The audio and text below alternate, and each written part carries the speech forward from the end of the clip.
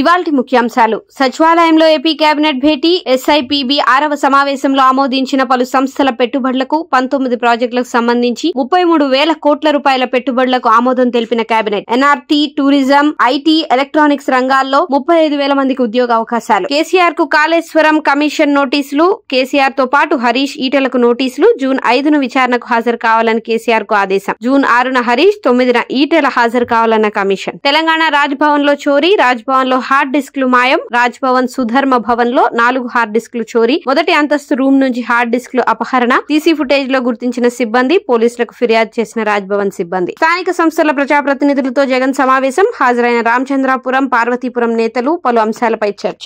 రేపటి నుంచి 33 దేశాల్లో ఎంపీల బృందం పర్యటన. పహల్గాం దాడి తర్వాత పరిణామాలను ప్రపంచానికి తెలియజేయనున్న భారత్. అన్ని పార్టీల ఎంపీలతో 7 బృందాలు ఏర్పాటు. రేపు యుఏఈ నుంచి ఎంపీల పర్యటన ప్రారంభం. దక్షిణాసియా దేశాల్లో కరోనా విజృంభణ. సింగపూర్, చైనా, థాయిలాండ్ లో పెరుగుతున్న కేసులు. చైనాలో ప్రమాదకర స్థాయిలో పెరుగుతున్న కేసులు. భారత్ లోను స్వల్పంగా పెరుగుతున్న కరోనా కేసులు. కేరళ, మహారాష్ట్ర, తమిళనాడులో కరోనా కేసులు నమోదు. భారత్ లో 257 కరోనా యాక్టివ్ కేసులు.